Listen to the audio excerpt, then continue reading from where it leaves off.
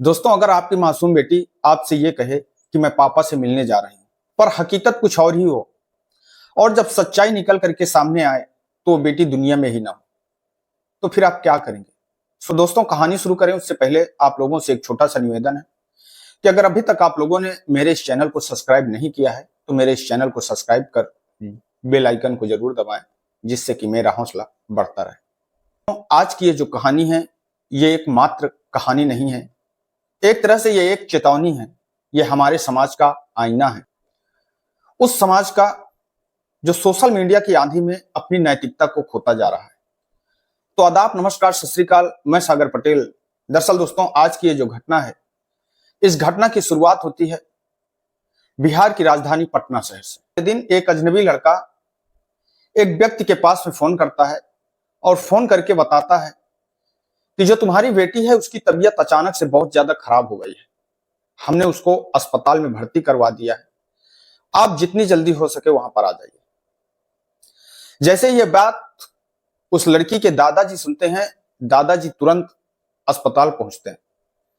पर जब वो अस्पताल पहुंचते हैं उससे पहले ही डॉक्टरों ने ये बता दिया था कि उस लड़की की मौत हो चुकी है। दरअसल पुलिस उस लड़के को गिरफ्तार करती है और गिरफ्तार करने के बाद में जब उससे पूछताछ करती है और फिर वो लड़का जब पुलिस को पूरी कहानी बताता है, इस कहानी को सुन करके पुलिस को भी यकीन नहीं होता है, आपको भी शायद यकीन ना हो।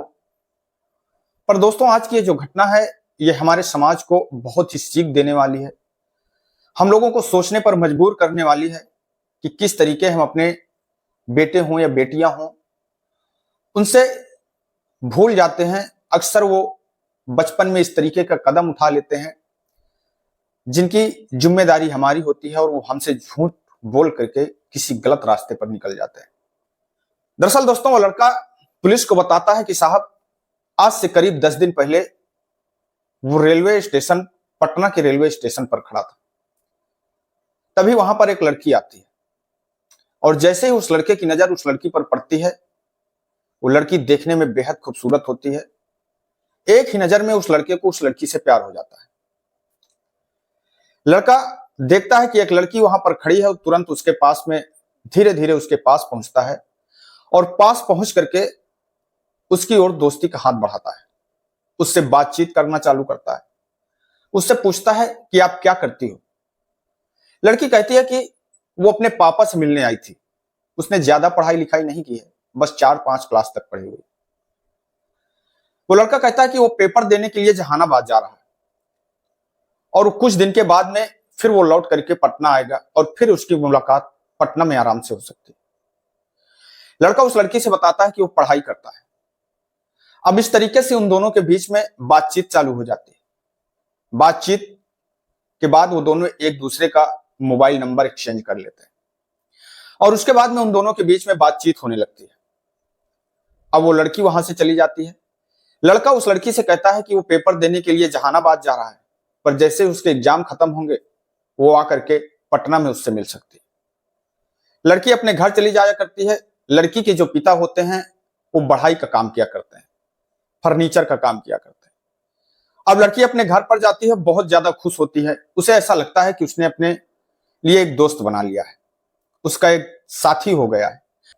लड़का घर आता है, अपने दोस्तों से बताता है कि उसे स्टेशन पर एक बहुत सुंदर लड़की मिली थी, देखने में बहुत सुंदर है और उसे उससे प्यार हो गया है, उससे दोस्ती हो गई है, उसने उसको अपना नंबर भी दे दिया है। यह सोच करके वो लड़का बहुत खुश होता है। अब उधर वो लड़की भी बहुत खुश होती है कि उसने भी एक दोस्त बना लिया है। तभी जैसे 10 दिन का समय बीतता है, उस लड़के की उम्र मात्र 17 वर्ष के आसपास होती है। तभी जैसे ही 10 दिन का समय बीतता है, 10 दिन के बाद एक दिन वो लड़का उस लड़की से कहता है कि वो उसके साथ में संबंध बनाना चाहता है, उसके साथ में कुछ समय व्यतीत करना चाहता है। वो लड़की और लड़का, वो दोनों अपने मोबाइल पर इंस्टाग्राम रील हो या फेसबुक हो या पोर्न क्लिप हो, इस तरीके की सारी चीजें देखते थे। और इसलिए जब ऐसी बात वो लड़का उस लड़की से कहता है तो वो लड़की भी उस लड़के के साथ में संबंध बनाने के लिए राजी खुशी तैयार हो जाती है। अब उसके लिए वो एक दिन निश्चित करते हैं। वो दिन निश्चित किया जाता है शुक्रवार का। शुक्रवार के दिन वो लड़की अपने घर से निकलती है, अपने दादाजी से कहती है कि दादाजी, वो अपने पापा जी से मिलने के लिए जा रहे हैं। दादा कहते हैं कि ठीक है बेटा, लड़की वहां से निकलती है और सीधे ट्रेन पकड़ कर पटना स्टेशन पहुंच जाती है। पटना स्टेशन में वो लड़का जो होता है उस लड़की का इंतजार कर रहा था। अब वो लड़का सोचता है कि वो अपने घर तो जा नहीं सकता है, तभी वो अपने दोस्त के पास से फोन करता है और अपने दोस्त से कहता है कि वो अपनी गर्लफ्रेंड को लेकर के, अपनी प्रेमिका को लेकर के उसके कमरे में आना चाहता है। बस वो अपने कमरे की चाबी उसे दे दे। मात्र 2-3 घंटे का काम है और उसके बाद में फिर वो दोनों वहां से चले जाएंगे। अब जो उस लड़के का दोस्त होता है वो कुछ सोचता समझता नहीं है, बिना सोचे समझे उस लड़के को अपने कमरे की चाबी दे देता है। अब वो लड़की और वो लड़का दोनों अपने दोस्त के कमरे पर पहुंच जाते हैं। वहां पहुंचने के बाद में दोनों के बीच में कुछ देर बातें होती हैं और फिर वो दोनों एक दूसरे के साथ में शारीरिक संबंध बनाने लगते हैं।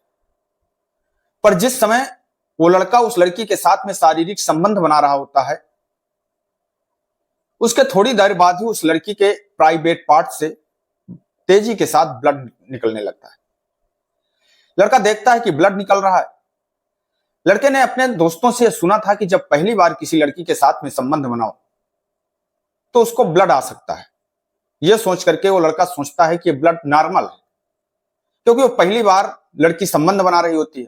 हो सकता है कि इसी वजह से उसके ब्लड आ रहा है। पर धीरे धीरे ब्लड और तेजी के साथ में आने लगता है। अब भी उस लड़के को कुछ समझ में नहीं आता है। अब भी वो सोचता है कि शायद बस ये सारा कुछ जो हो रहा है वो नॉर्मल ही हो रहा है। पर थोड़ी देर के बाद में उस लड़की की जो सांसें हैं वो तेज होने लगती हैं, उसकी धड़कनें बढ़ने लगती हैं, उसकी आंखें पलट सी जाती हैं। जब इस हालत में वो लड़का उस लड़की को देखता है तो उसे तुरंत घबराहट होने लगती है। वो तुरंत अपने दोस्त को फोन करता है, फोन करके सारी बात अपने दोस्त को बताता है और उसके बाद में वो उस लड़की को पानी पीने के लिए देता है और उसे दवा भी देता है, पर उसे कोई आराम नहीं होता। तभी उसका दोस्त भी वहां पर आ जाता है और इसके बाद में वो दोनों अपने दोस्त के साथ मिल करके, इसके बाद वो लड़का अपने दोस्त के साथ मिल करके उस लड़की को एक पास के अस्पताल में ले जाते हैं। अब लड़का और उसका दोस्त घबरा करके उस लड़की को नर्सिंग होम में ले जाते हैं। पर उस नर्सिंग होम से उस लड़की को पीएमसीएच अस्पताल में रिफर कर दिया जाता है। और जैसे ही वो लड़का उस लड़की को उस अस्पताल में, पीएमसीएच अस्पताल में लेकर के पहुंचता है, तभी वो उस लड़की के घर पर फोन करता है। फोन उसके दादाजी उठाते हैं, उनसे कहता है कि आपकी बेटी की तबीयत बहुत ज्यादा खराब है, हम उसको अस्पताल में लेकर के आए, जितनी जल्दी हो सके आप वहां पर आ जाइए। अब उसके दादाजी आनन फानन में भागते हुए उस अस्पताल में पहुंचते हैं। पर जब डॉक्टरों ने उस लड़की को वहां पर हाथ लगाया तो पहले ही बता देते हैं कि इस लड़की की मौत हो चुकी है। वो लड़का फर्श पर बैठ जाता है, अपने सर पर हाथ रख लेता है। वो सोचता है कि आखिरकार उसने क्या कर दिया है, क्या गलती उसके साथ, क्या गलती उससे हो गई। उस लड़के का जो दोस्त होता है वो वहां से फरार हो जाता है। पुलिस उस लड़के को गिरफ्तार कर लेती है और जब उसके दादाजी से पूछा जाता है तो दादाजी उसके यही बताते हैं कि उसकी जो बेटी है, उन्होंने वो घर से यह कह करके निकली थी कि वो पापा से मिलने के लिए जा रही है। पहुंचती है पुलिस, उस लड़के को गिरफ्तार करती है। उसके बाद में जिस दोस्त का उस लड़के ने कमरा लिया था, उस दोस्त को भी गिरफ्तार किया जाता है। मकान मालिक पर पॉक्सो और प्रोस्टिट्यूशन का केस दर्ज होता है। उस लड़की के दादाजी बस एक ही बात बार बार कह रहे होते हैं, क्या मैंने अपनी बेटी को मोबाइल दे करके गलती कर दी या मोबाइल दे करके उसे मौत दे दी। दोस्तों, इस कहानी में ना कोई राक्षस है ना कोई विलन है, बस मासूमियत, ना समझी और सोशल मीडिया की जहरीली शिक्षा है। क्या हम इस तरीके से अपने घर के नाबालिग बच्चों को जो मोबाइल दे रहे हैं, ये सही है, ये गलत है? सोशल मीडिया पर छोटे छोटे बच्चे रील बना रहे हैं, फेसबुक हो या इंस्टाग्राम हो, हर जगह बस अश्लीलता परोसी जा रही है। तो दोस्तों, हम लोगों को ये सजग रहना है, सतर्क रहना है। हमारे बच्चे किस गली पे जा रहे हैं, किस राह पे जा रहे हैं। अक्सर इस उम्र में बच्चे बहक जाते हैं, इसलिए अपने बच्चों को ऐसे जानकारी समय समय पर देते रहें। हो सकता है कि ऐसी जानकारी शायद आप लोगों को, हम लोगों को या फिर सभी लोगों को अपने बच्चों से शेयर करने में कुछ असहज महसूस होता है। पर दोस्तों सोचिए, जो हमारे बच्चे मोबाइल में देख रहे हैं, उससे कहीं ना कहीं जो आज की ये घटना है, इस घटना को हम बता करके अपने बच्चों को सावधान कर सकते हैं, सतर्क कर सकते हैं। तो दोस्तों, इस कहानी को सुनाने का उद्देश्य किसी को ठेस पहुंचाना नहीं है, किसी को दुख पहुंचाना नहीं है, बल्कि आप लोगों को सजग करना है, सतर्क करना है। मैं आपका दोस्त सागर पटेल इन्हीं शब्दों के साथ में आपसे विदा लेते हैं। कल फिर मिलेंगे किसी एक नई कहानी के साथ में, किसी एक नई घटना के साथ में। तब तक के लिए नमस्कार, जय हिंद, जय भारत।